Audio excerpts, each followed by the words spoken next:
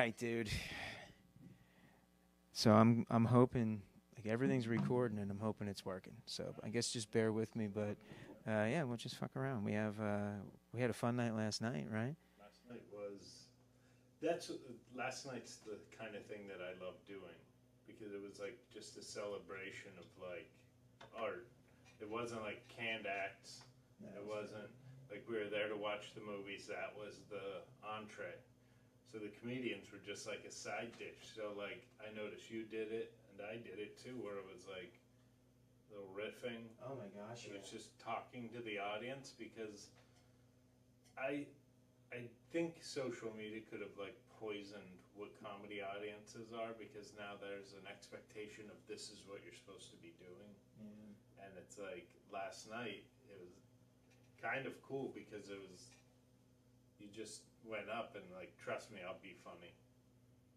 Yeah. And it happened. It worked. I had so much fun last night. And because we were such an undercard, at least in my opinion, you know, like it's a film festival, and I know that you know it's like it's described as being music, movies, and you know mic drop for stand up, but like I totally felt like I was a middle, like I wasn't a headliner, no pressure, you know what I mean?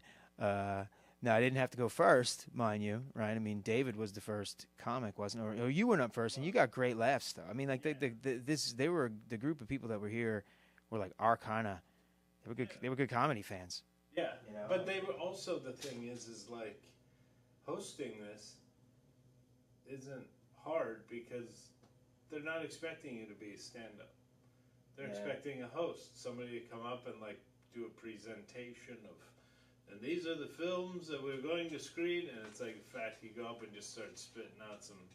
How did you like start it? How did this particular? Because I don't know a lot about film festivals. Like I went to Park City one time where I know they do the Sundance, but like it wasn't happening. So like that's the closest I've ever gotten to a film festival was the town that does a film festival until now. So like I don't have a great deal of context in like what that environment is like, but I'm going to go out on a limb and I'm going to say that this one's definitely different with live comedy in between and with singing and live music and music videos and short. So like how did you start? Like, how did this start? I know Raven, who I'm sure you'll mention, but like, where did this MMM come from? Because it's really, so far as I can tell, like, I felt like I was really part of something that was like really representative of like the creative arts in general. And as a stand-up, like, I felt like a little bit more of like a utilitarian element of that larger picture. But like, I felt like I was part of something bigger.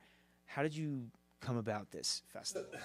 It's funny because Raven and I both, you know, I directed a film that she wrote and produced. What's a drink, man? Yeah, definitely. There's some soda down here. Have one of these. I don't drink soda. I'm gonna drink water. But I want to keep talking now. I'm still listening to you. So like, she basically was like, we should do, because our movie was in a bunch of these film festivals. And a lot of times they'll like, you know, oh, we'll have a screening for you, and it's like Tuesday, 2 o'clock, and you're like, well, nobody's coming to that. Really? That's common. Yeah, where they just give you really horrible times, and you know, whatever, because it's when they can get the theater cheap, or they can do whatever. And the other thing is like, I've been to film festivals where it's like, all right, we got 5 hours of films, and we just put them all together in one block.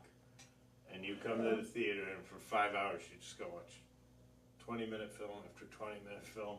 And you don't know when your film is, and you like, and it gets to a point where all of a sudden you're like, well, I don't even want to watch these other people's films now because I'm numb. You know, like I'm completely numb. So we're like, what would you want in a film festival? Like, what would be ideal? And I was like, you know, Raven was talking about like, it should be a night out. Like, it should be a fun thing, you know, like where it's your night. And I was kind of thinking, like, wouldn't it be cool if there were other art involved? Like, if it would celebrate not just independent film, but independent art. And we were even thinking of, like, is there a way to add painting? Is there a way to add something like that, which maybe there will be. You know, maybe we will have like local artists. Yeah, I mean, I would definitely hang shit on the walls. Yeah, You know what I mean? Yeah. Have be like a gallery beforehand. Why the music videos play? You can walk around and look at the art. Yeah, that would be. I mean, I'd be. You know me though. I mean, I'm down for anything. You know, you can turn my club into a small circus if you want to. So long as it's like this, though, you know, with like everybody. That's where. I mean, my stand-up last night, like, I don't know, I spent half of it talking about just how enamored I am by the dedication of the filmmaker. Yeah. Because I got lots of ideas. They run... Felt like it came out from your heart and from your gut. Like it wasn't like pre-planned. I love movies. Yeah, like I love movies, like I really do. And a lot of the submissions were like, they're really good, you know? They're different, they're weird. Like I like stuff like that. I don't know. Like I watched movies so much when I was a kid, man, that I couldn't wait for this to happen. But I had no idea what to expect, you know. So to hear that, like, you know, you came together with Raven and you guys were like so open-minded and willing to sort of like break it and rebuild it, you know, and kind of see what you could do, like. I wish, I mean, this is the only one that I want to be involved, you know, because it was such a good experience. We didn't have a great turnout of public people last night, but like everybody who's been to the club here knows that like you don't really need a whole lot to have a great vibe. Yeah. The energy was just filled with like love. Like everybody was rooting for each other. Yeah. I don't feel the clapping after all of the films. Even the music video. Yeah, I'm for that, man. Like that was genuine appreciation. People in the audience were people that were making these films, and they were all rooting for each other. Like I saw in between, you know, when the credits are rolling or whatever, like they'd reach over and be like, "Hey man, yeah, that's so cool." Like, there's a camaraderie, and it was like it was really kind of cool. And then there's no pressure for the comedians. Oh my god! Because the comedians are like, "Hey man, just come up. You're gonna entertain them. You're gonna clean their palate." Because, like, honest to God, if you're not watching one movie for, like, 2 hours and it's, like, several, you get really tired and burn out where you're like, Yeah, there's, like, a lot of characters. There's a lot, like, you're not following one storyline thread. Like, over the course of 35 minutes, like, you got to navigate, like, 3 plot lines with 3 individual... subtlety of the... Yeah.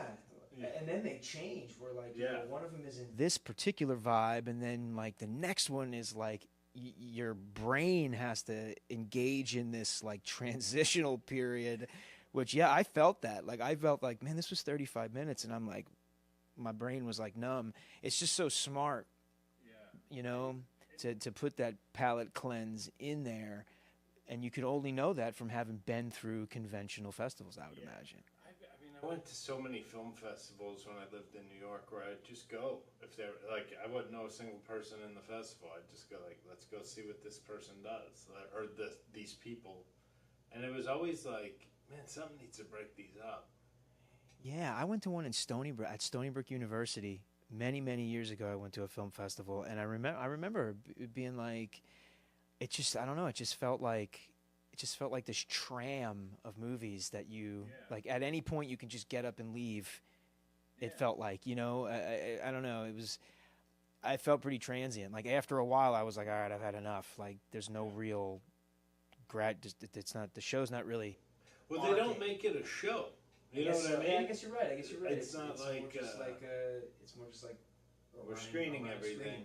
You know, like I feel like as an audience member, I want to see a show. Like, I want to have, like, a beginning, middle, and end. Yeah, that's what I'm getting at. Like, there seemed to be no end in sight at that one festival. I do remember I saw, like, a really weird black and white horror submission, and it was cool. Like, I remember it being cool. I don't remember the title. It was really, really long time ago.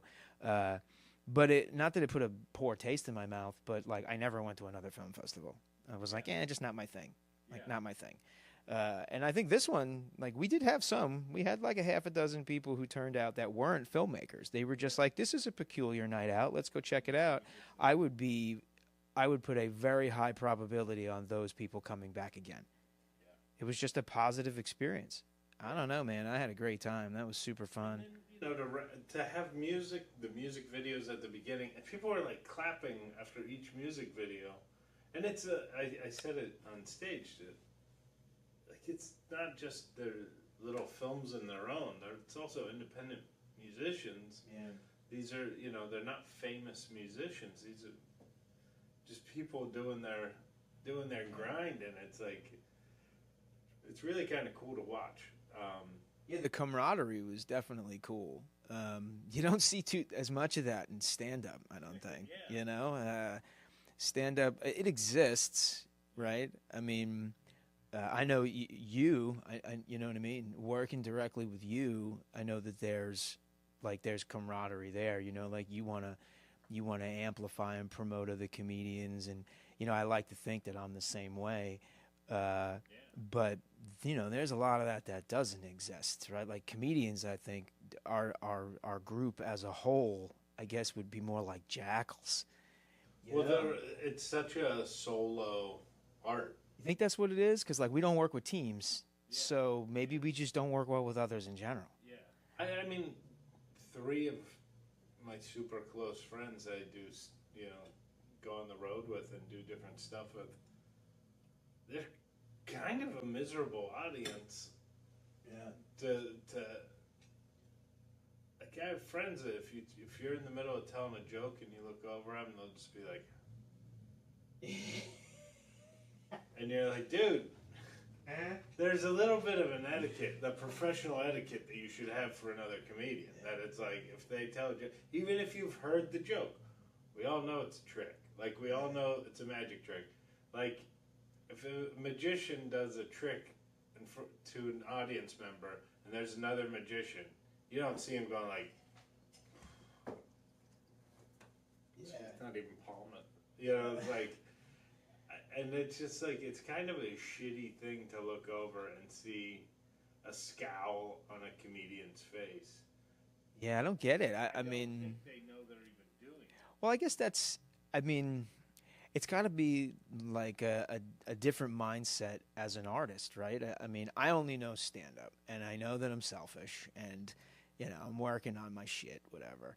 But like that's my motivation, right? Like I don't really work with other comedians to come up with my act, and then I don't like consciously not engage in conversations where people try to help me punch up jokes.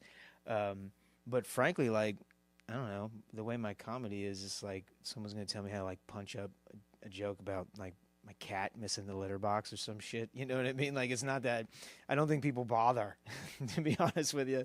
But, like, I don't work with anybody else. But now, with the film festival, for example, you see that at the end of this story, or this piece of art, like it takes like 3 minutes to run through all the names that were involved in the creation of this, right? I mean, like it doesn't happen without this team of people.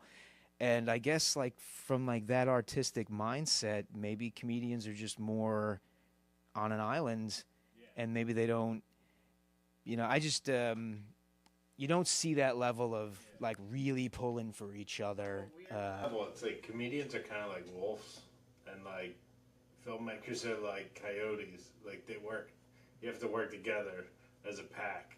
Yeah. Like, but comedians, it's like, no man, I work alone. It's definitely a mindset, because even for me, like when I think about making a movie, like I'm like, dude, I'm just gonna do it alone. You know what I'm saying? Like we talked about this last night. You were like, dude, people who do that, the product comes out like shit, But in my mind, it's like I'll just learn it all. I'll just figure it all out. You know what I mean? I'll get a couple of homies with me, and we'll just do it. And it'll be nothing. But that's got to be a mindset, right? Like obviously, I'm not correct. I just watched 8-minute films that had like 40 people involved in them. You know what I'm saying?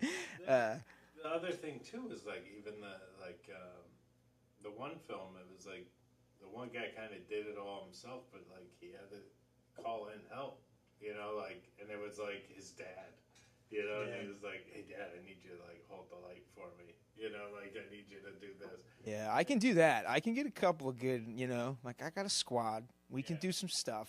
I got some lights, but the Then you have to, you're also talking about actors. You're also talking about then when it's done, like editing and like, are you gonna edit and do sound and color? Like you're gonna learn all of that. That's a lot. I know, dude. I'm already stressed out. Like we're recording this right now, but like we're not. I'm not done.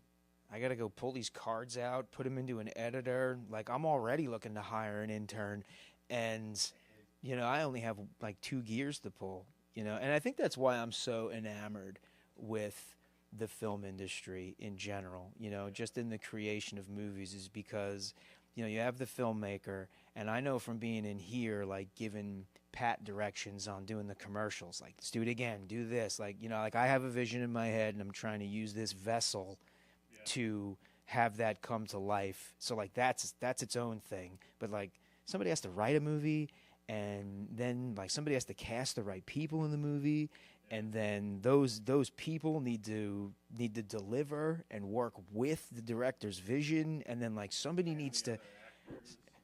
has to design or declare or figure out what they're going to wear. Somebody's got to point the lights and what kind of artwork's going to be in the background. We didn't even get to like the rigs that are going to be in place for cinematography. Like I'm just like so, and then I think of the director as almost like this executive administrator of a team, and it's such a comedy to me is like it's the hammer and nail of the arts. I mean, and at least for me, like I don't know other comedians who might watch this think I'm downplaying comedy, but like as a practitioner of it, when I see a filmmaker, like that's rocket science. Compared to comedy. Well, in comedy, it's like you're the writer, you're the director, you're the producer, you're the promoter, you're the booker. As a comedian, you have to wear every goddamn hat. Yeah. And there's an instant gratification of like, I wrote a joke this morning, I'm going to tell it on stage tonight, I find out if it works. Even if you go, well, okay, so film takes way longer, but like, well, if you put on a play, well, you have to memorize it, you have to work on the script, you have to then make a set, you have to then, like, there's a lot to it to get that gratification at night. Yeah, and that too, even like, because I remember when I was in high school, or when I was in school, not just high school, but where I went to school on Long Island, Shoreham Wading River High School, shout out Shoreham Wading River, SWR. But like we didn't have a football team when I went to this school. It was really small. I mean, and my town because you've stayed at my folks' place when we travel. But no football team. They have one now, right? But like when I went to school, they didn't have a football team. And when we went on like field trips, we went into New York City to go see Broadway plays. That's just the type of school it was. Yeah. And like, I'll be honest with you, I was just looking to go to New York City and just get the fucking around, like buying fireworks and stuff and sneaking off and hanging out. That was my buddy Johnny. Rest in peace, Johnny. So we would go to these plays, whatever. And I can remember, like, I remember watching these plays and even at that time, like, not interested in being an actor, just like, but recognizing like sets moving and when curtains were closing, like 15 people were like running over each other, and I was like, this is wild. And my school had like a really well developed theater department, the head of which, this guy Jeff Bennett, who he recently passed, but like a really like a great career, as a producer of plays and such and whatever. And he was always trying to get me into acting. He was always like, you gotta try. Like he liked me. I got along with him, but it's just not. I don't know. I know it's just not something that. And I wonder. I guess I'm back to that like mindset where like I saw actors worked as teams and collaborators, and like I was just never attracted to. I guess I was just more attracted to just doing it all myself. And being in that role, comedian just fit, I guess, as I developed that. But I saw a bunch of ones. I saw a funny thing happen on the way to the Forum. Nice. With Nathan Lane. Oh my God. Yeah. That was. Who goes to see that in like school? It was like a trip. It was awesome. That had to be the '90s. Yeah, definitely. I know Whoopi Goldberg took the role too. I don't know if she was before or after, but Zero must still and when they redid it, it was Nathan Lane. I mean, it was amazing. Like I was like, this is amazing. This is incredible. It was so extravagant. They were so over the top with the sets, you know. And then I would go. I saw Comic Relief one time many years ago in Vegas, and I still have the program for it. I think I had horrible seats, dude. I had horrible seats. I was like in the nosebleeds, right? But it's just one dude on stage, nothing else. There's no sets. There's no people running around. There's no like go go go here here here. It's just one dude. Or female, you know. Yeah, like with improv, which I love improv, but improv's like a mixture of both because it's a team sport, but it's also done by comedians who, and I don't mean this in any, I'm not throwing shade, but comedians are very selfish. No doubt, I said it myself. About them, yeah. You know, and so it's like now you have 2 or 3 selfish people on stage. And, like, you can tell who's the good improviser because they give. And then the one who's always jumping on the joke is, like, the selfish one, you know? Yeah, I mean, that's where I fell in love with comedy was Saturday Night Live. Yeah. And, like, those guys are obviously, or maybe I'll rephrase that, the ones that we remember as being, like, iconic SNL performers are the ones that were probably the most advanced at not being the selfish improvisationalist, right? Like working off the other person. Again, I don't think everyone's wired for it though, right? Like so like I know you pretty well, and you do like all of it. Like I haven't even asked you if you play an instrument, but you probably do. I tried. Yeah. But like you do acting, you do writing, you do comedy, you do improv, right? You do directing. Like clearly, you're like a little bit. You're like kind of unique in this regard, where you're able to sort of exist in all of these. Like, where did that come from? Like, how does that develop? Because I know you've only really had this has been your whole life, dude. Like this is your only real job since you're an adult, which is incredible. So, I think it's every day that I'm creative. I won, or you know, it's like a good day or whatever. Like even when I was in high school, like I was really into the fine arts. I love painting, sculpting. I tried everything. I love photography.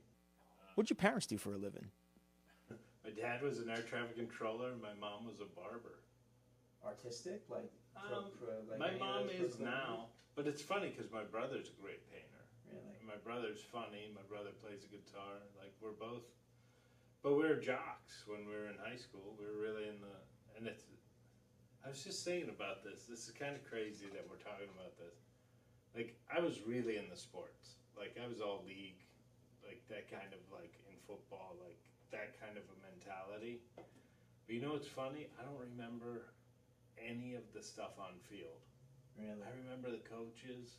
I remember talking to my friends about the motivation of playing and you know the things, and I must have been good. Like you know, like it didn't stick in your brain though. No, like people are like, you remember when we played Champion and you did this thing and then this happened, and I'm like, not a clue. I don't remember any of it, but I remember the halftime speech. I remember being on the sideline, the coach saying something to me. The dramatic parts. I remember all that stuff, and so I think it was like almost watching the human condition of sports was just so like cool and motivating, and sports make me cry still. They're like one of the only things that can like well me up. Just when some like if some like you know unforeseen hero emerges, and then you know the grind. These guys grind just like we grind. These athletes, you know, they want their moment. They're working hard for it. When you see like somebody does something, champion, oh my God, dude, are you kidding me? Crowd going crazy and stuff. You better watch out. Like if the Jets or the Knicks ever win, dude, I'm gonna need like 3 days in a psych center. I'm gonna come unglued with emotion. I'm gonna come unraveled like a baseball, like a Roy Hobbs baseball, man. But I guess for me, I'm curious where creativity comes from. Is like that's a curious thing, right? I mean, here you are. You're like one of the most creative people I've ever met, and You know, it's not like you're in some, you know, setting at home where like somebody's like fostering this. You know, you're right. Like almost. You know what it was that it was both my parents, but mostly my mom. Was like, they never told me like you know, it's like I don't want to. However, I want my hair cut. Like they'd never tell me how to cut my hair or how to do it. If I wanted to like paint something or do something, they would never tell me like you can't do that. Like it was always just like, hey, you know, I want to go to the store and buy 8 pounds of clay because I think I want to build something and we're gonna make a stop action movie thing. And my parents would be like, all right, let's go do it. Hell yeah, dude. There was no like, you got to go to church or you got to go do this. It was like, okay, as long as we were into something, I think my parents were like, go for it. That's awesome. When I said I wanted to move to New York and become an actor, I've never done anything remotely that like I did the school plays, but that was more for fun. It wasn't like I, you know, was sitting at home reading books on acting and whatever. Like I barely knew actors' names, like famous actors and stuff. I'd be like, you know, the guy that's in the movie. Like I was never the like whatever. I didn't like go to the theater. And how old were you when this happened? When you 17, graduated high school, or like just about to. Yeah. And I went, I think I want to be an actor. I want to move to New York. I want to become an actor. Both my parents are like, okay, like, all right. Awesome. Just you have to go to school for it. Don't just like you're gonna show up to New York and be like, I'm an actor. Okay. They wanted me to like learn what to do, and it was there was just never like I remember I got out of acting school and I told my parents I was like I think I want to try stand up comedy because I was working at the comedy club. I think I want to try stand up comedy, and you think they would go like we just sent you to this acting school and spent so much money to blah blah blah. And now you're just gonna do stand-up comedy. They were like, "Can we come to the shows?" Like they were just supportive. It's just always there. So acting was like your first sort of creative endeavor. But here's what's crazy, and the more I think about it, the more it's like, wow, I never. When I was like from let's just say 7th grade. Till I graduated high school, I always had a video camera in my hand. I took my dad's camera that he would film our baseball and football games and that kind of stuff, and me and my buddies would dress up in like the most ridiculous like leisure suits, and we made these like really bad cop movies that were like supposed to be bad. Like they were supposed to. We made these really stupid horror movies where it was like these cardboard. It was the Attack of the Cardboard Perverts, and these cardboard and these cardboard perverts would run around the school and attack women, and we did this, and it was just for fun. There was nothing in my head that ever thought like I want to direct something. Yeah. It was just like this is fun. We're having a good time, whatever. Just no limits on your imagination, right? I mean, you could have been doing a lot worse with a video camera. You know what I'm saying? So. That was one of these ones.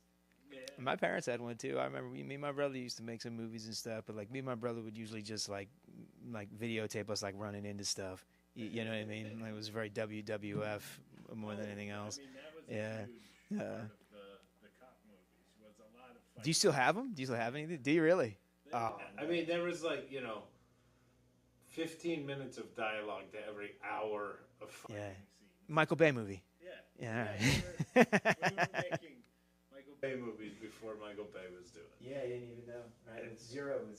You didn't have CGI yet, VHS. Right? No, man. Well, all right. So when you get to New York City, like what I always ask people this because like when people are like, why I want to be a stand-up, like I can't answer that question. Yeah. I don't know why I want to be a stand-up. I know that I love Saturday Night Live.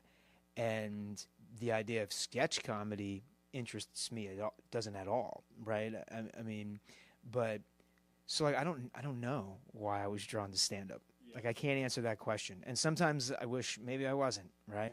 Because it's just it's a hard life. It is what it is, right? Like I've wanted to do it for a really really long time, but I can't really say like why I wanted to do it, right? My favorite celebrities are not stand-ups. Yeah. You know, my favorite pieces of art is not stand-up. So you go out there for like acting, and comedy is like it attracts you. Like, so you said you're working at the comic strip, right? Or you're working stand-up New York, right? So you get a job there, presumably to like make money to fund your acting career. Yeah. It was And so how does comedy land its hook into somebody like you? Like, what was curiosity. Really? It was like I was hanging out with the comedians, and they would always like, "So you're a comedian?" I go, "No, I'm an actor."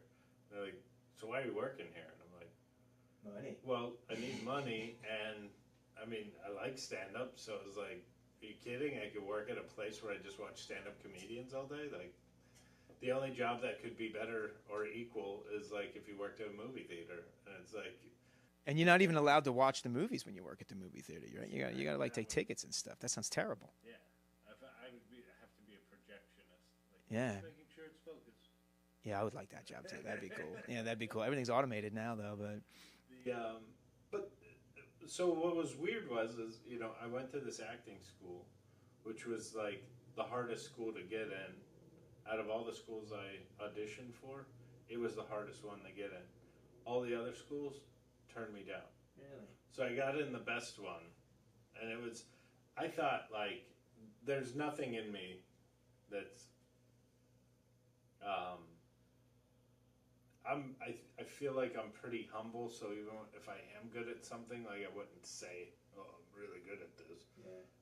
But I knew, like, when I got in, I was like, it's not because I'm, like, incredibly talented. Like, I didn't know how I got in. Like, I wasn't sure what happened. After graduation, this school that I went to, like 2,000 people or 3,000 people a year audition. They let 200 in. Wow. Within the first year, they cut it in half. 100 get asked back. And then the third year, they only let 20 in. I made it all the way through. And I was going against people who had degrees in acting and have acted in professional things. Like, my resume was like home movies. Yeah, Attack of the Cardboard Perverts.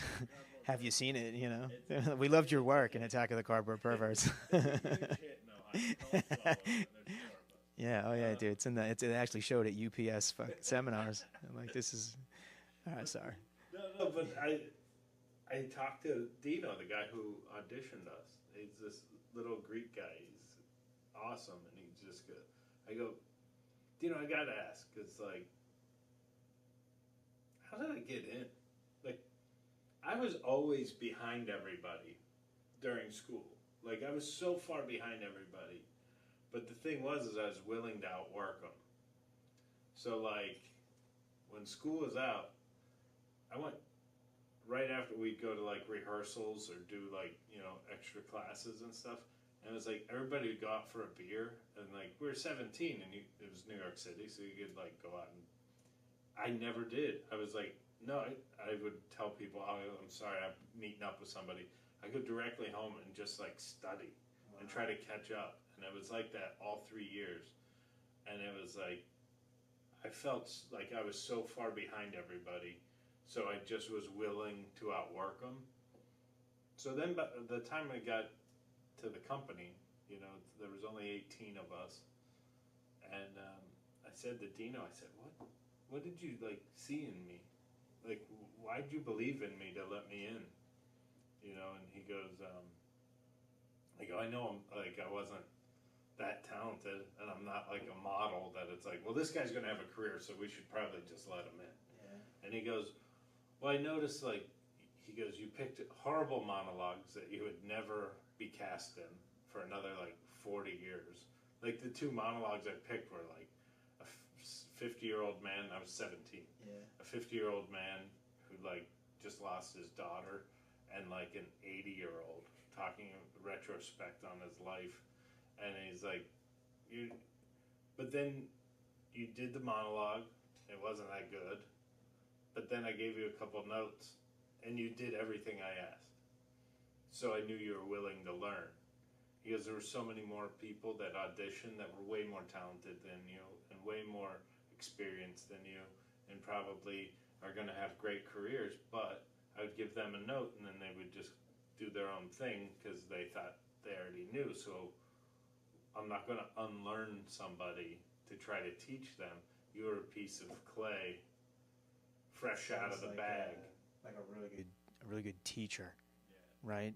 Because like I was saying earlier, like the director, like that person has to be able to direct individuals to bend to their will. Yeah. Like the actor, I mean, so far as like, you know, I've learned along the way, right, with like watching documentaries and stuff, like an actor needs to be able to like take tips and to like adjust and for the movie's theme. And here's an instructor that like sees somebody that like could be a valuable tool for a director or for a film, and like fostered that. That's awesome, right? Because you didn't get into any of the other schools. So like if this guy doesn't see that, right, and he's looking strictly for, you know, Hemsworth looking people and stuff, right, which is fine. Like they gotta. I mean, I couldn't play Thor. Like he has to exist, you know, until CGI recreates him. But that guy really like gave you an opportunity to like continue to pursue the dream, man. It's really cool. But it's also like you were saying, like the Hemsworth guy, and it's like, yeah, you know what, man? Like looks and like all those things that like in the rest of the world we try to like not pretend exist. But in entertainment, I'm sorry, it's if you're. This sounds really weird, but like if you're a weird look, you know. I don't want to say ugly, but like say you have a weird look, like you have to have a weird look that's aesthetic enough that people want to see you and watch. He's shabby. Yeah, like he's quirky looking, yeah, but he's also like has the whatever it factor where it's like you can't not watch him when he's there. But like you said, like Chris Hemsworth, it's Thor, like you can't like go, well, it's not right to cast just the muscly, good-looking guy, and it's like, who are you gonna cast? Yeah, we gonna get and frankly, yeah, I mean, let's be honest, like that guy's beautiful. Yeah, right? I mean, yeah, I mean, he's Thor. He comes like I don't know, like Zeus could come down here and be like, I'll just take him. I'm gonna cast him in our own production of Thor. You know. I don't even know if Thor's related to Zeus. I don't even know the story. I'm not really. I just know that motherfucker's handsome. The guy who played not Chunk, but the guy who played Sloth in the Goonies. Yeah. Like, obviously he doesn't really look like that, but like. Oh, dude, I gotta burst my bubble. There's room for him. He can, you know. I'm not on the inside. I thought that was somebody who looked like that. I don't think that guy's playing Superman, even though he has the shirt on. No, and same thing. It's not like, you know, it's Danny DeVito's not going to go, and he, you know, did he really? Yeah. Did he make the cut? Yeah, and you know who his roommate was? Robert Redford. Oh my God! I mean, like you're sitting right across from me, man, and like that's a crazy. Could you imagine though? Like you're some girl who got drunk and went home with Robert Redford. Woke up. You woke up out of a blackout. You go out and Danny DeVito's in his tighty whities, like eating a bowl of cereal. You're just like, what did I do? Seriously, yeah. Danny DeVito is like the human version of Mike Wazowski from Monsters Inc. Right? I love Danny DeVito. He's incredible. When in the Penguin, Danny DeVito in the Penguin, and I don't want to turn this into a movie podcast, but. He is like, in my opinion, like that is an all-time superhero villain. Like he is unbelievable. When he like bites into fish and like black oil's coming out of his mouth, dude. Like, oh my God, dude, he is so good, man. My youngest he has a bucket hat that just has Danny DeVito's head all over it, and he calls him Danny Dorito. Danny Dorito. He's like, "Where's my Danny Dorito hat?" Yeah. I've been watching Taxi. I've been rewatching Taxi. And he's my favorite. I mean, I love Judd Hirsch. I'm the same. Yeah. When I was younger, I loved Andy Kaufman. Yeah, Andy Kaufman, I think, I always knew what he was up to. He's being like that on purpose. Yeah, he's being weird. I was like, he's too weird for me. When I was younger, though, I was attracted to watching guys like that. Like I liked him and the Christopher Lloyd's character. Yeah, I love Christopher Lloyd. As I get older, though, now I'm like DeVito and Rigger. Like those are my guys. Yeah, Judd Hirsch is definitely one of my favorites. But DeVito's my favorite character on that show. And it's not even close. One of the best of all time. Yeah, it's not even close on that show. I love that show, and I love the music in the beginning. Like I was gonna hit my buddy Jim, who's a great musician, and I was gonna ask him because like was talking about like theme music for the podcast. And I didn't contact him because I got busy with other stuff, but I got as far as in my notes, it was like something similar to the Taxi theme. Nice. Like I love that like introduction to that show. I love those older shows, man. Those older serials and sitcoms are the best, dude. I do something, and it's probably not that rare, but like within every like 5 years, I rewatch the entirety of. There's different shows. Taxi's one of them. Cheers is one of them. King of the Hill, Law and Order SVU. Dude, that's a lot of episodes. Yeah, but the thing is, it's I'm working on Frasier, King of the Hill, and Law and Order right now. Okay, so you're pulling multiples at the same time. Yeah, I'll watch one and then the next. Like if you watch like 3 Law and Orders in a row, you're like, the world's evil. Sure, you need medicine. So it's like I'll watch King of the Hill and feel like the world's a good place. Palate cleanse. Yeah. Your night is like a film festival. Yeah, and that's like, dude, but you watch those shows, and this is something I noticed too with film festivals. Music to me is so important to set the tone.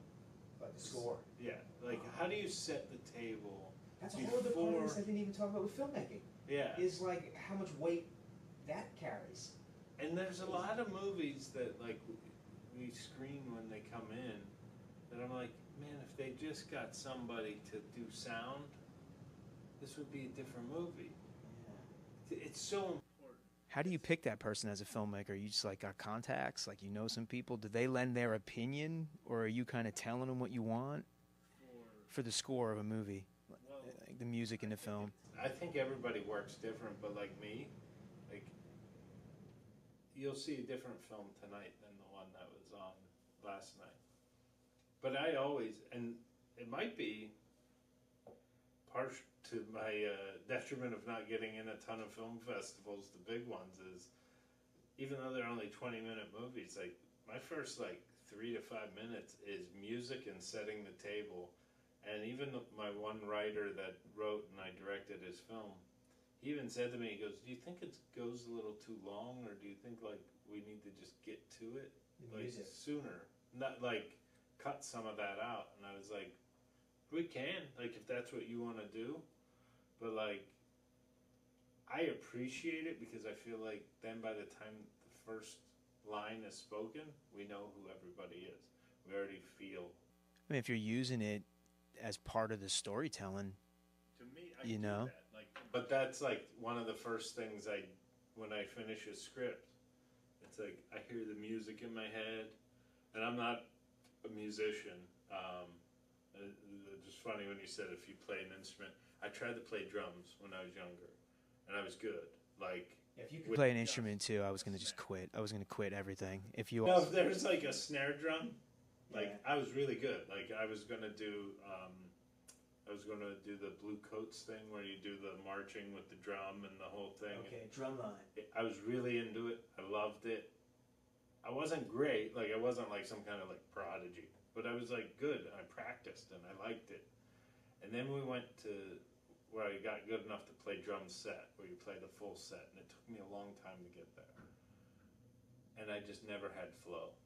I never once. I realized watching great drummers, I'm like, I don't have that at all. Like, I don't have it, and it's not something, even when I was just playing a single drum, I never was just in flow, or it was just happening. It's just never natural. It was always like, hold on, I got it, wait, and then the cymbal, hold on.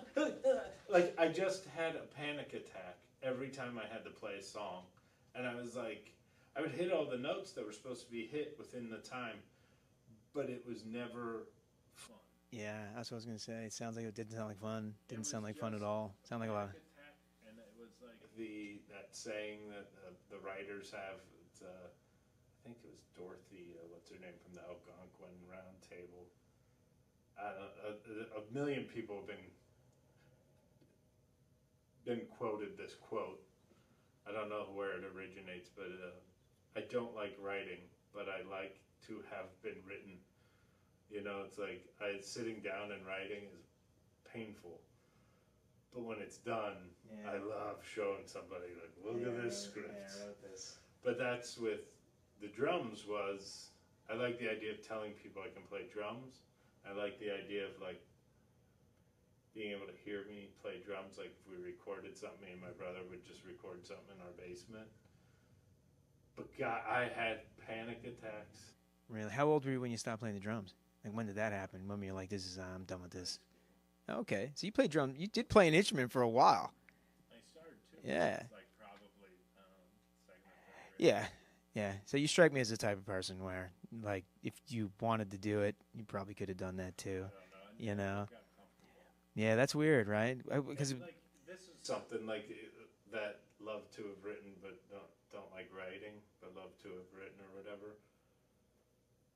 My senior year of high school, I was going to play with the band at halftime, even though I was on the football team. So I was going to take my pads off, go out and play at halftime, play drums. And the football coach was all about it, except I was the team captain. He's like, I can't have you out on the field playing drums when we have to go over stuff.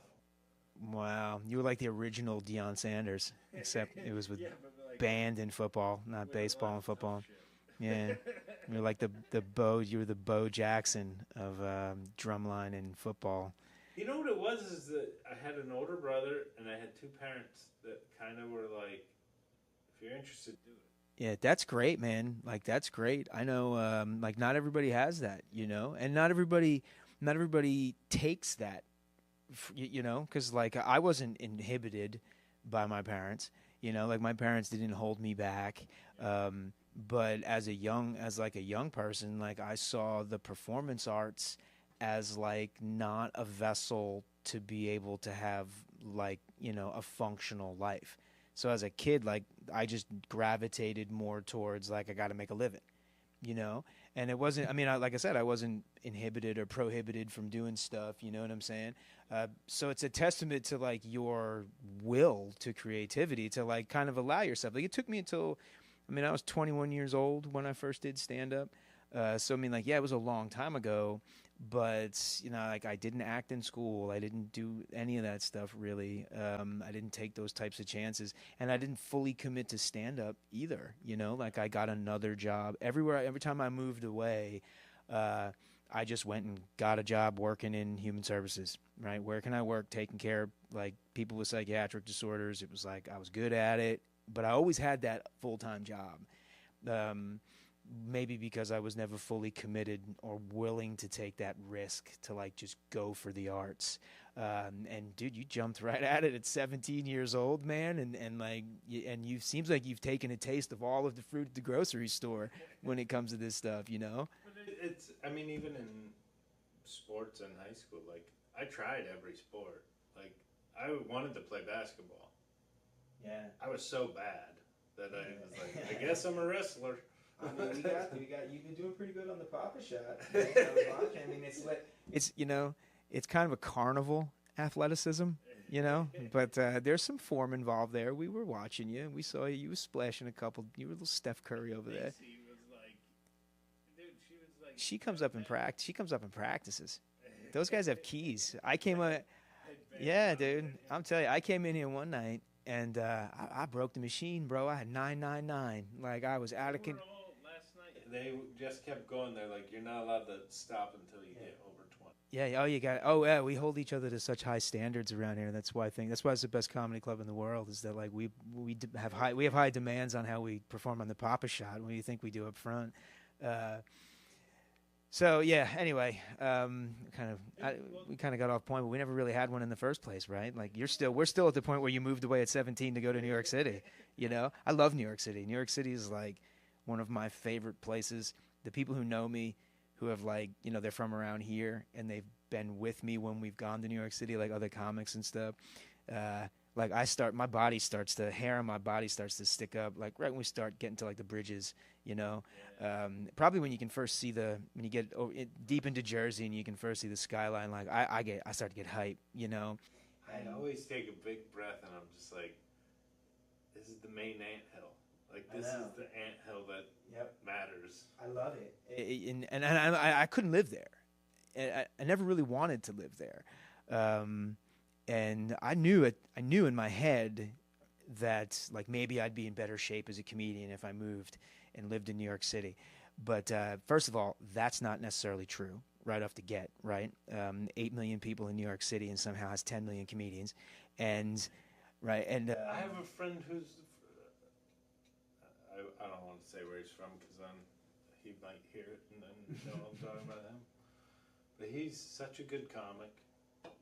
Original voice, really, and he had a good thing going, and then he was like, I'm moving to New York, and I was still living there, and I was like, I don't know if you should. I think you should stick it out, man. You got a really great thing going, like get really good, and then move to New York. Like if you don't start in New York, you don't want to go until you're like crushing, And he was like, no, I'm moving to New York. I gotta do it. And then he did, and didn't work out. I don't think he does stand up anymore. I haven't seen him. I haven't heard from him. Well, it's a ruthless place. I mean, it's ruthless in all aspects. I mean, even from like you talk about like when athletes go into New York City, like New Yorkers have.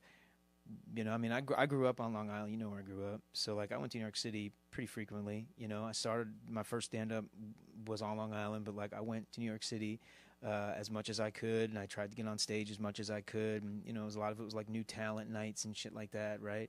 Had to bring people with me back then, Everybody get in the car.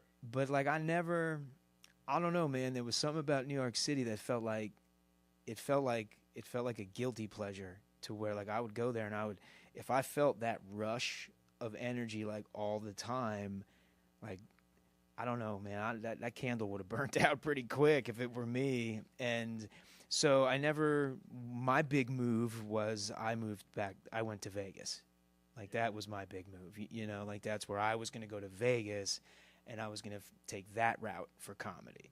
Like I didn't want. You always, is it like fearless? Because like I've noticed, whenever we work together, and it's not just because you have this club, so it's like you kind of do whatever you want, and nobody can not book you. Yeah. But even the clubs in Long Island and stuff, like you're fearless. Like you go up and talk about whatever you want to talk about. And I mean, it always seems to work. So it's like, yeah, I think so. I mean, last night I wrote a joke that didn't work, but.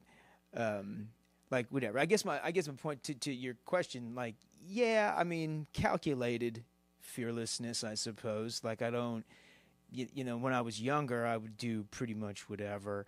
We would jump off anything into anything, so long as we were like pumping music and screaming on the way down. It was all about just pushing it with everything we did. But I still do that stuff, but like I have to be much more aware that like I have responsibility, with having a family and like having a mortgage and all that stuff. Like I got to be a little bit more measured, I suppose. I still take ridiculous risks, So yeah, I mean, I guess it's probably just like a personality trait, Not like on stage, you're not afraid to do anything. I used to be that way, and I think I kind of lost it as I was getting older. Now it's like I used to be much more. I must. You know what?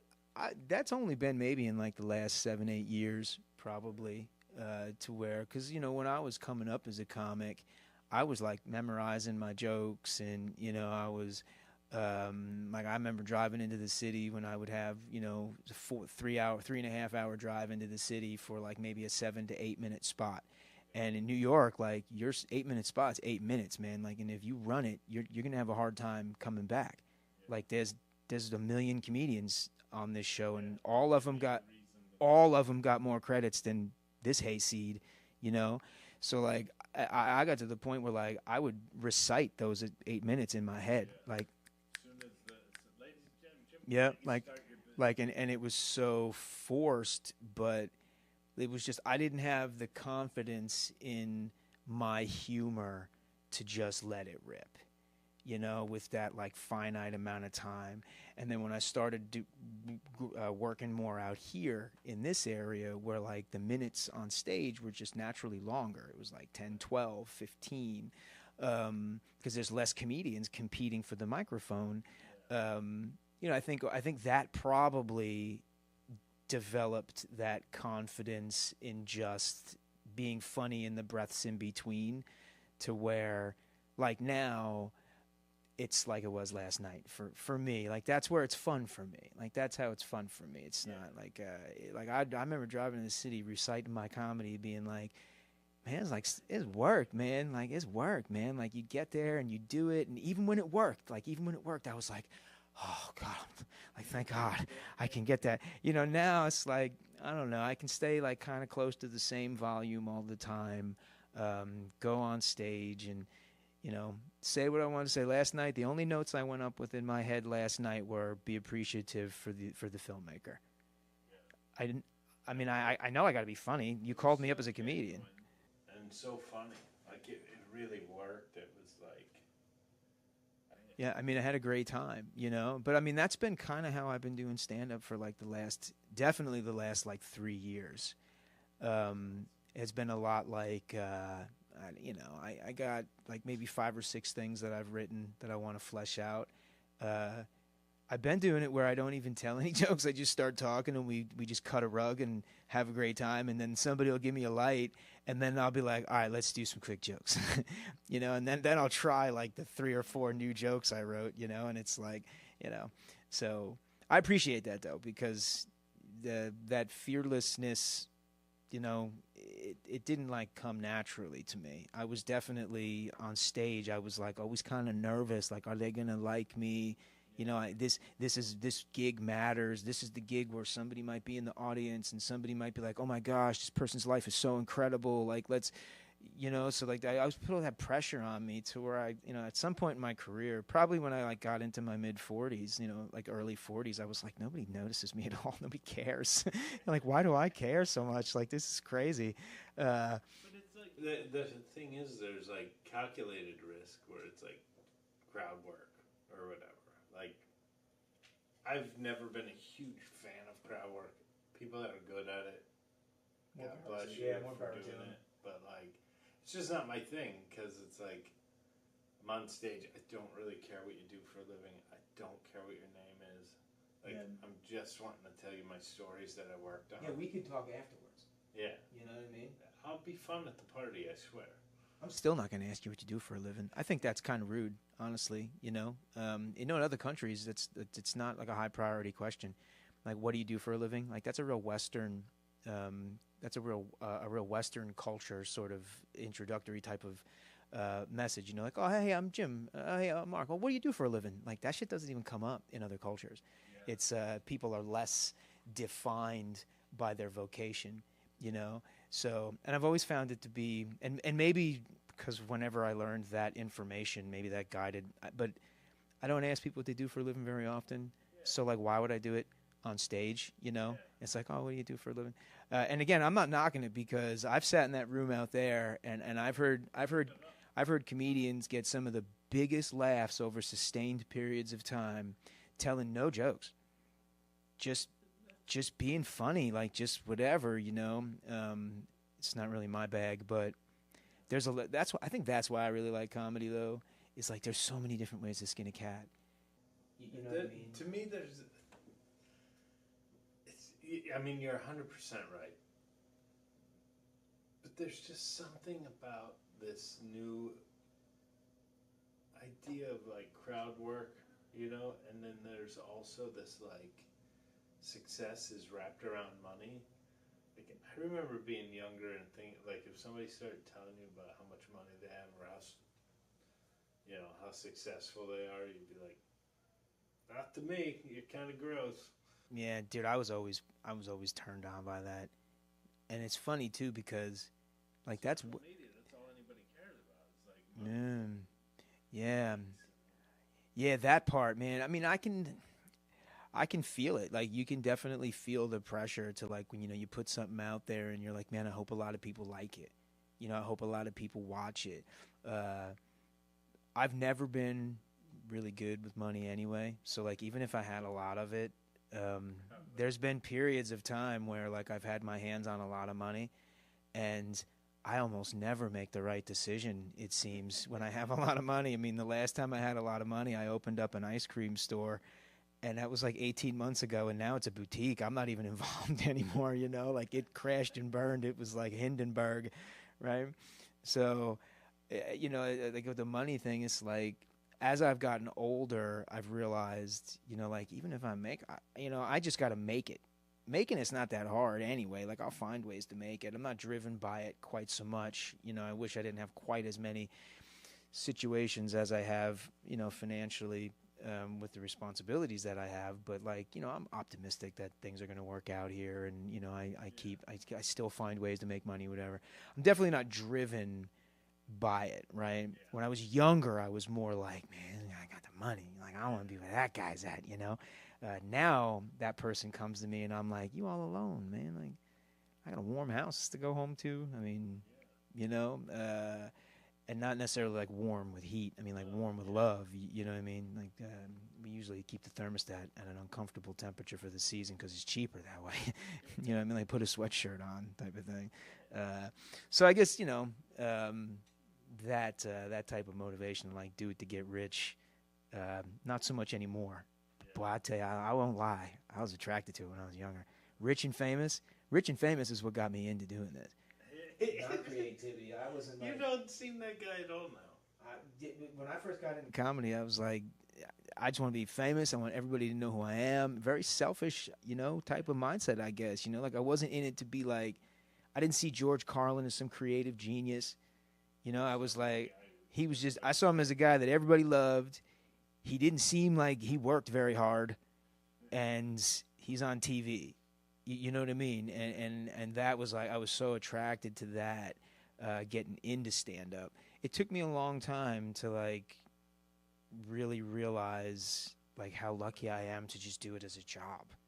Yeah. Like I don't do it as much, but this place here obviously calls my attention most of the time. But just to be able to say that I do it is like such a blessing, right?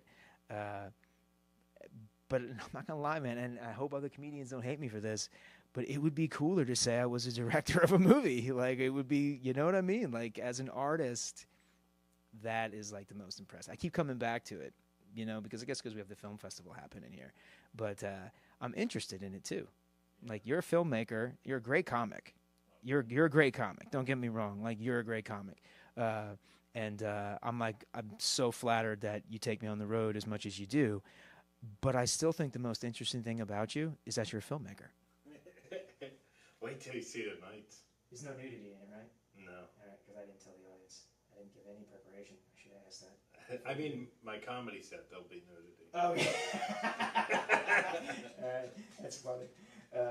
Yeah, I just think that that's like the most, to me personally, and I hope that I get the opportunity to speak to more filmmakers, like in this setting, Yeah, like maybe we can have like a little round table and we'll do it again, because like I find it to be so cool, but you doing all of these different things, right? Like what do you think is the part, because I'm a comic, right? So I want to hear from from your perspective as somebody who does this, like what's the good parts about comedy? Like what is it about stand-up?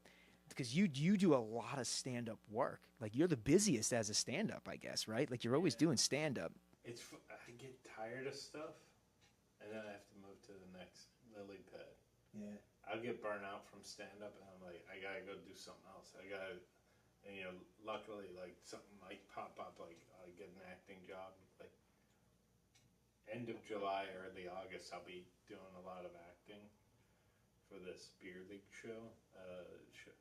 You and I talked about it. It's a beer league softball. Okay, that sounds awesome.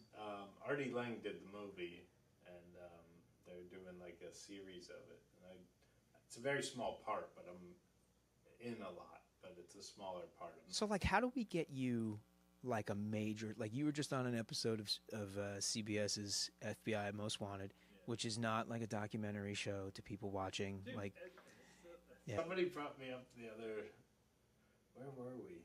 I was in Florida doing a gig, and the MC said, "In your headliner, you guys might have just seen him on FBI's Most Wanted," and people just were cracking up.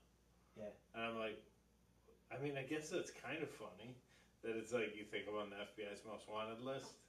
But maybe that's a nice first joke. I guess it's kind of a layup. I guess, but like that's a great show, right? Like this is part of the like larger Dick Wolf universe. I mean, this is like a real show, dude. Like this isn't like the coolest part of the entire process.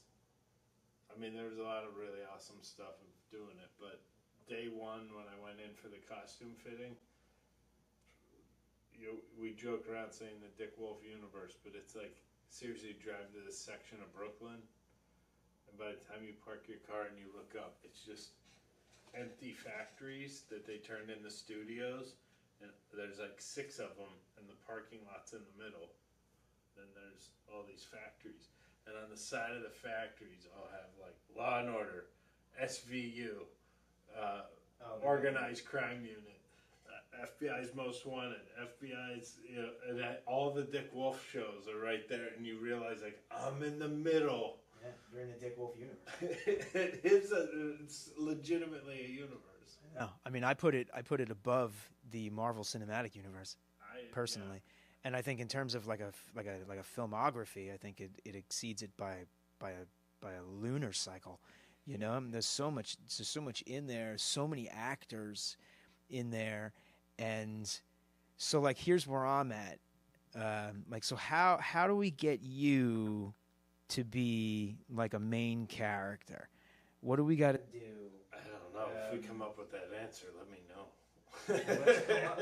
So the people who know me, they know that one of my probably maybe a curse as much as a blessing is that I genuinely believe that everything is solvable, right? So I haven't been able to figure out how to make myself a rich and famous comedian.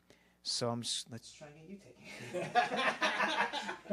taken. So like, what do we got to do? Like, what is the ideal? Like, if you were to get like an acting role, like what type of acting roles? Specifically acting, not filmmaking, but acting, right? Like center camera, right? Like what is like the role of your dreams to get? Not even like an existing character or something, but like when you're like, holy shit, I can't believe I got this role. There's a couple things that this has happened to me, and it's happening more and more as I'm getting older, where I'll watch a movie or even a TV show. And not necessarily because it's an emotional show. It won't even be an emotional show, but it's just so good. And everything about it is, and I'll just get so emotional going, I just want to be part of something this big or this great. I just want to be part of it. Like, and like, it happens a lot in the movie theater. Like when I'm in a movie theater, I get really emotional. Like I watch a movie, I'll start crying. I'm so invested in it. There's been times I went to the movies and it's not even remotely an emotional movie. I'm there with my kids and I just start crying because of how important it is that we're sharing this art form that's so important to me, and that they're into it too. Like we'll be watching Star Wars on the big screen and I'll just like start to get real emotional because they're so into it and it's magic, and I go, I remember that magic and I still feel it. Not everybody feels that. Like not everybody experiences movies, I think, the way that the filmmaker and the actors wishes that they would. Yeah. Like some of us, like I swallow the hook with movies. Yeah. You know, like I mean, there are movies that like I don't really like them. and they turn out. But the ones that you vibe on, they're like lasting memories in my life, like foundational shit. So TV, I can remember, like, there's so many times, and that's why I think maybe music's so important. Like, dude, the Taxi theme, or even better, this is the best example, is the MASH theme. oh my gosh, that's classic. If I hear the MASH theme, I'm in my grandma's living room, sick from school, laying on the floor with like a tray of food in front of me, just watching MASH with my grandpa. Like, I am immediately there. There's Yeah, it's almost like when you smell. It's a sense. It's like a sensory thing, right? I mean, like you hear, you smell something or something. You know what I mean? And it like transports you back. Like that's how for me. That's what Saint Elsewhere. I can remember the theme from Saint Elsewhere like playing in my house. You know, and when I went back and I watched it, like I never watched the show. You know, but like the theme song was on, and like I remembered the old tile in my kitchen. You know what I mean? Like, so I mean, I can appreciate that. I hope that you do get like that moment to where like you can play the role of your dreams. Yeah, he's dead though, isn't he? Yeah, so we gotta take him. Yeah, we gotta get him off the list though. We gotta get you working. You know, you know. I mean, I think he's remarkable. Don't get me wrong. no, but like the characters he plays, they're always vulnerable, but like crazy. Like Jack Black's always crazy. Yeah. Philip Seymour Hoffman was like. What's your favorite Philip Seymour Hoffman performance?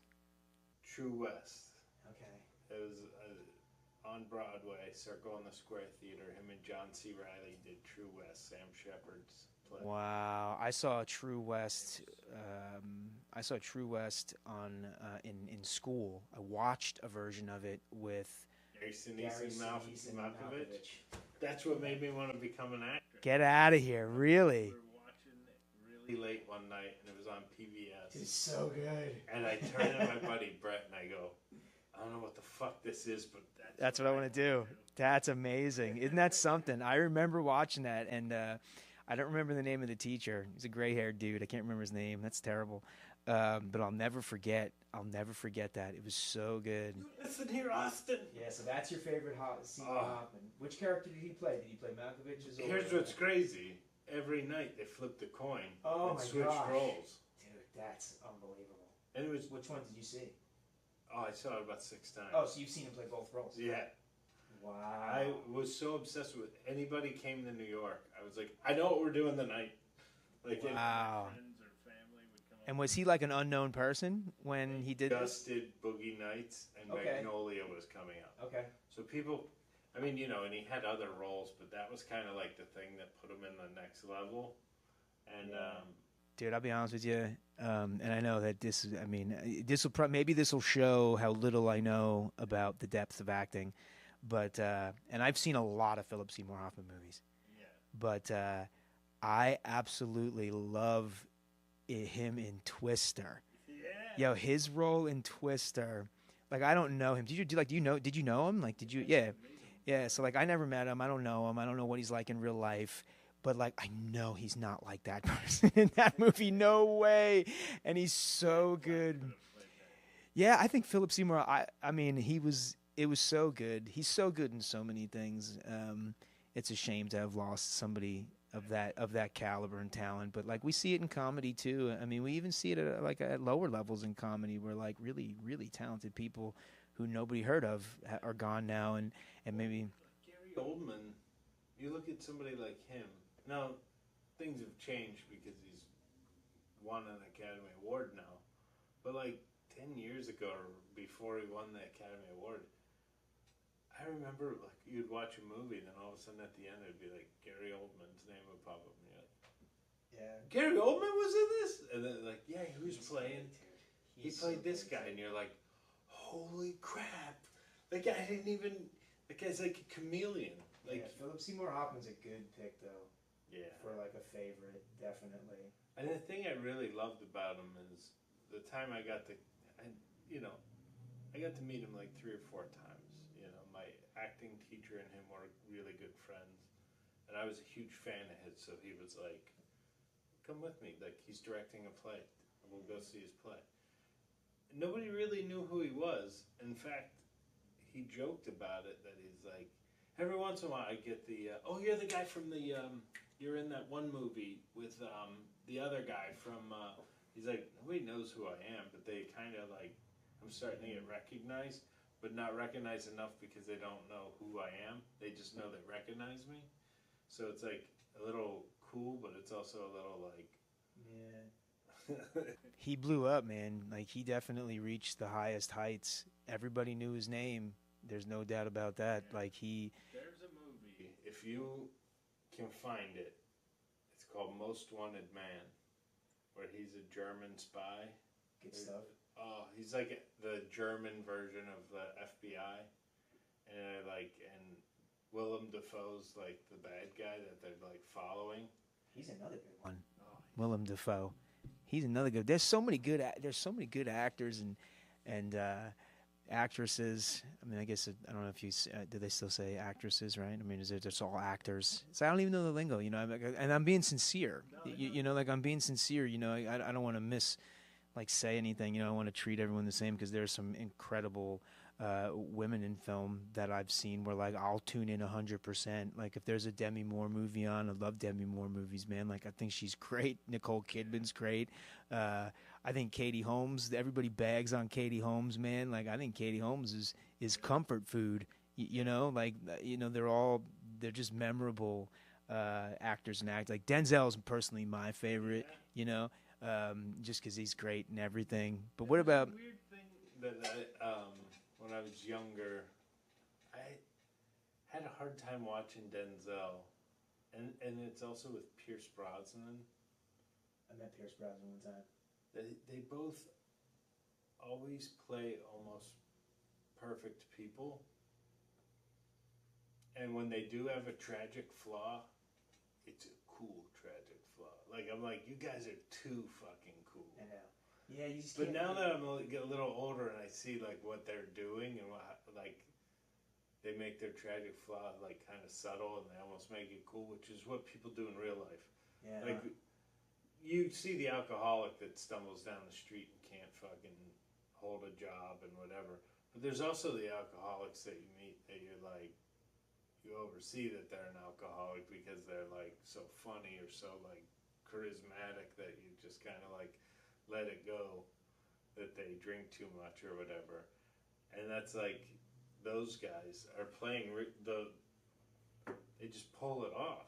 And like when I was younger I used to get so mad because I'm like, he's never vulnerable, he's always too cool. Yeah, some people just aren't though, like real people in real life. Some people are just like not like that. And I mean Denzel goes back all the way to St. Elsewhere with me. You know, like I remember him, you know, he's like the one black guy in the cast, you know, with exception to the aide, whose name I can't remember. It's like starts with an L, Levure.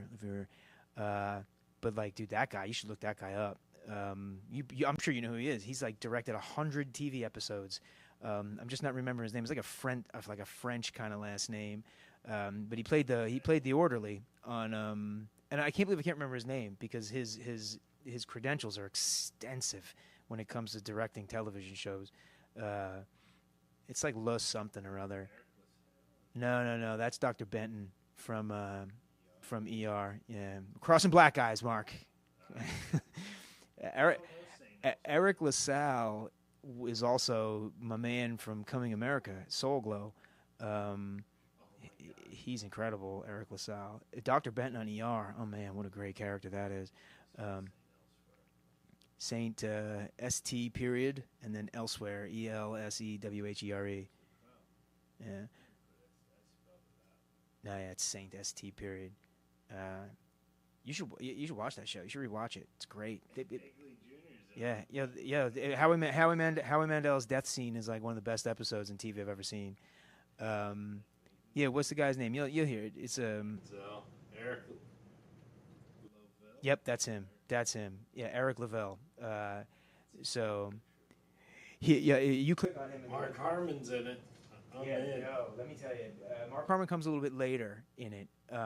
It's a great show, dude. It's a really good show. It was ER before ER and that type of stuff. Sorry, man. Listen, I got one more question for you.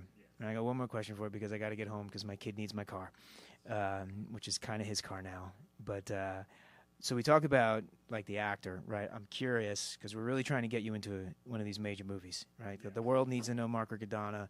A famous Mark Riccadonna helps fledgling comedy club owner when you come to town. So let's really pump you up, right? So we know, like, we kind of know the type of actor that you really want to be, and it's that like vulnerable and humorous character, is right? That real character like Philip Seymour Hoffman, somebody that people are like they respect as an actor, right? Like and audiences respect the range. What about filmmaker, right? Like who's the ideal person for you to who would you like? You got one pick. Who do you want to work for? Who do you want to take direction from in a movie? Who's your yeah. Be in there. Yeah. So this is like a double-edged sword because it could go either way. All right. Because when I say his name, but Danny McBride. Okay.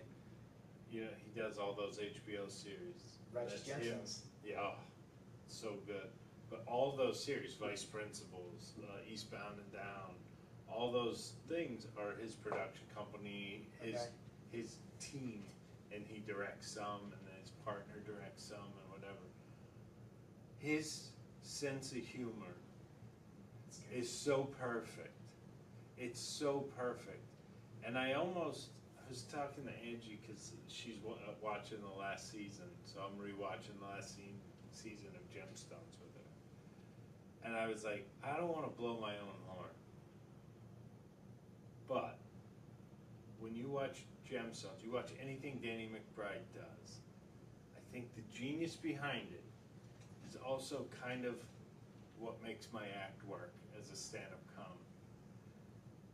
He will do a joke, like his character, how it's written, will do a joke that the character thinks is funny and nobody else does. It's corny, or it's over the top, or it doesn't work, or it's, and you think it's a failed joke, and then they sideswipe you with a joke that the character doesn't know is funny, but everybody else does. So it's like he'll say something really stupid, and he thinks it's hilarious, and nobody else laughs. And then the person will have their rebuttal, and then he'll say something pissed off, and it's hilarious, like drop dead funny, but the character doesn't know it's funny, but everybody else on set does, and the home viewer's like, because so good, man. And you realize, like, you see this like setup all the time with him. And then you think it's not going to happen because you're like, oh, that joke just didn't land. Oh, I didn't see that one coming. I just would love to work with him. All right, man. And I think that dude, Walton Goggins, like, gets his sense of humor, and he just doesn't do it. He triples down. He triples down. Dude, I think I could see, like, I know you as a comedian. I know you as, like, I know you as a personality. I've known you for years. Like, I could see you fitting in pretty nicely in that setting. And that's, hey, man, listen, like, we know now I know, like, I know you as a comic. And I think that no matter where you go in your career, I think you're always going to be a comic, and you're always going to do comedy. But comedy can suck the life out of you, man. I mean, if and it can take you away from acting and directing sometimes too. So like the big problem with stand-up is that it burns you out. Yeah. It takes you away from everything. Puts a hole in your colon, right? After a while, But like, you have to leave town if you want to do it. Yeah. And I just talked to my manager about this. She's also like one of my best friends. But we were talking about it because it's like, pursuing getting work, and then traveling to get to work, and then doing the shows, and by the time you're done, you're exhausted, and you're beat up, emotionally exhausted. People are like, "Oh, you stand there for 45 minutes a night. You're tired, blah blah." blah. And it's like, Dude, I know people. no, I know emotionally, people, it sucks it out of you. I know people who physically can't stand there for 45 minutes. Yeah. I think that there's a portion of America that statistically, it's safe to say, they would struggle to stand there for 45 plus minutes, right? I mean, so like, it's not even like it's a nothing. It's not carrying rafters up ladders, but... And that's the thing, is like, it always boils down to, it'll be like, everything boils down to the military. Where it's like, well, you're not getting shot at, and you're not getting, digging foxholes. And it's like, well, yeah, not everything's that. Like, do you say that to doctors too? Like, yeah, right. Heart surgery. I mean, it's not like you're digging foxholes and getting shot at. Yeah, it's like, you're not pouring concrete over there. Let's be honest. No, I think we all have our lot that we choose. Like I chose stand up. I mean, I crack jokes that it's killing me inside and it's stressful, and like you said, it burns you out and it takes you away from your family if you want to go and you do it. Like I acknowledge all that stuff, and I know that you're a family guy, and I know that you really cherish the time with your family. Similar to me, it's why I think we vibe so well on the road together. We're driven by very similar things, which is like ultimately we want to have our cake and eat it too, whereas a lot of people they just have their cake. They don't go for their dreams. They don't take that ridiculous risk that might not work out. They get a good job, and they have their family, and they're there, and they're present. And, like, that's dope. Don't get me wrong. But if you're naturally drawn towards something else, like you're always going to feel partially unfulfilled, and you're not going to be there totally for them emotionally. You're going to be like a lesser version of yourself. So, like, we do that stuff. And so I know that you're highly motivated to, like, spend that time with your kids. And I think acting and directing might be a little more formulaic for that, right? It works better into that formula. So that's what we want, right? Like what I want for you is the same thing I want for everybody else that comes around, which is like, I want you to go get your bag, and the one that you want, and knowing who you kind of represent, want to kind of vibe with as an actor. And now we know who you really ideally in a perfect world, you'd be working in the Danny McBride world, I mean, I can only imagine sitting down, like watching. And I could probably play his like younger brother. Dude, you totally could. You totally we look could. too much alike. Like we could do like an Eastbound and Down origin story, where like you guys are like coming up and he's pitching to you in the backyard, So like anyway, man, like so.